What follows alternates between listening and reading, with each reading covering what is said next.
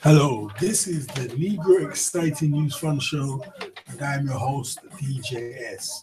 So, what we're going to talk about now, we're going to talk about Zimbabwe and Robert Mugabe's gun. Yeah.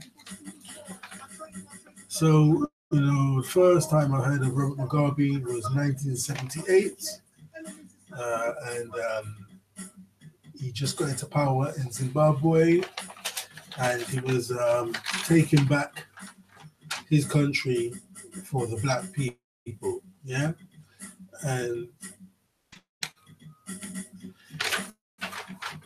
the country was called Rhodesia, and it was now being named Zimbabwe. Now, historically, there was a place called Great Zimbabwe, and this place, historically, it was a great place, and the first brick houses in the world, were in Great Zimbabwe, yeah, built by the Shona people. So, I heard a lot of stuff before, and then I researched this, like going back past 10 years, easily past 10 years, 15 years. I researched all this maybe in 2000, yeah, and they had brick houses, dating back 500,000 years, which is incredible because, we're talking about Jesus Christ and, all of this stuff, yeah, and how great the ancient Egyptians were, but there were people called Shona who had brick houses in dating back 500,000 years. So anyway, that's why Robert Mugabe renamed Rhodesia Zimbabwe. Yeah. So what is Robert Mugabe is such a bad person, and Rhodesia was the breadbasket of Africa. Yeah, the breadbasket of Africa, but for who?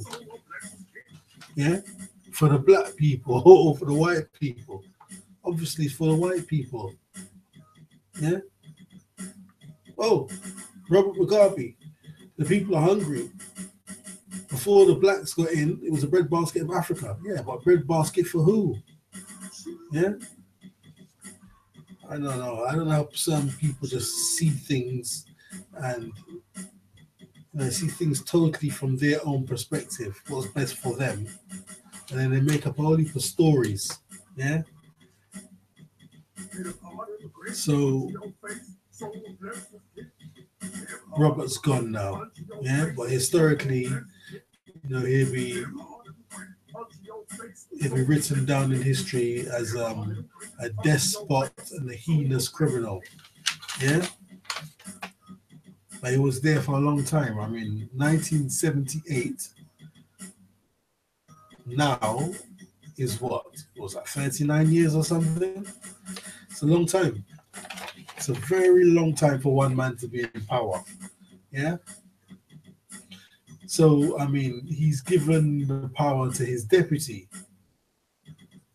Yeah. So we'll see what happens. Yeah. But like I said, they said he's a despot and it was a breadbasket of Africa. But like I say, for whom? Not for the black people. Yeah. So then Robert gave back the land that historically belonged to black people. He chased the white farmers off and put the black African people back on the land. Yeah, which I can't say is good or not. Yeah, uprooting people from their homes, and I know I cannot say that's good. That would have to be done under the threat of violence. So I can't say that's good. But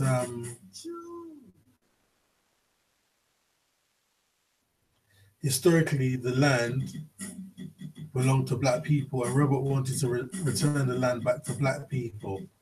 And then, the people started to suffer. There was food shortages, etc. But once you go against the system, you're going to be under some kind of sanctions and trade embargoes. Yeah. So then the West will put Robert and Zimbabwe under embargoes and sanctions. And they'll be, look, the people are hungry. Yeah, they're hungry because you made sure that no one can't trade with Zimbabwe. Suffering. Yeah. So you want the people to suffer so they have a coup and oust Robert. But they tried this. It took till now. I remember, Robert Mugabe was always in battles with Tony Blair when Tony Blair was in power, and he would say, "Blair, it's our land, not yours, Blair." He would refer to Tony Blair as Blair. Blair, it's our land, not yours, Blair. Keep your hands off our land, Blair. Mind your own business, Blair. So Robert Mugabe outlasted Tony Blair. Yeah? But now Robert Mugabe's time is up. I think he's 93 years old. 93 years old. Can you believe it? A former prisoner, former convict. But that's the way it is, isn't it? If you're a freedom fighter and you're fighting for your land and your freedom is back from an oppressive colonial force, well, that's what they do. They put you in prison. Yeah. Obviously, we all know Nelson Mandela was in prison. But the crazy thing about Mandela, when Mandela died, yeah, you want to see the way these British politicians were killing themselves, fighting, literally fighting to be invited to his funeral. It was incredible. I've never seen anything like it. It was shameless. I think they genuinely admired Nelson Mandela. They wanted to be connected to Nelson Mandela so they can write maybe their memoirs. Nelson Mandela was my friend and I went to their funeral, so their autobiography or biography would sell well. But also, I think the British politicians, they admired Nelson Mandela because he was genuine. In the West, in the UK, your vote for Labour, Conservative, Liberals, and then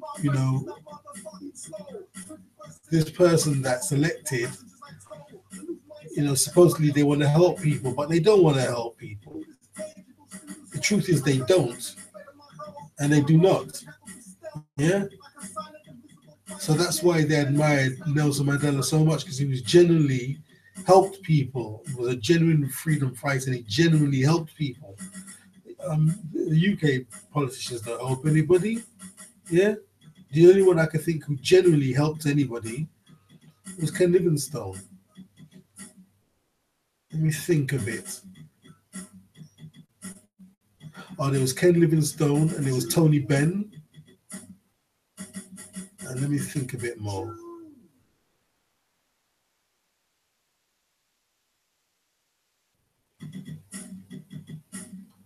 Yeah. The only two I can really think of that generally helped anybody was Tony Benn and Ken Livingstone. But, these politicians don't help anybody. They help their backers. They help their friends. Yeah.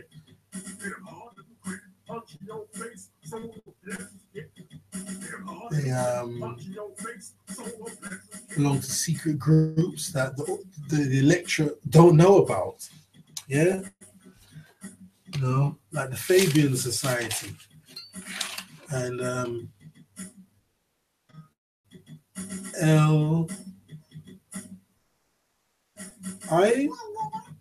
CFI, stuff like that. Their loyalty is not with the British people who vote them in.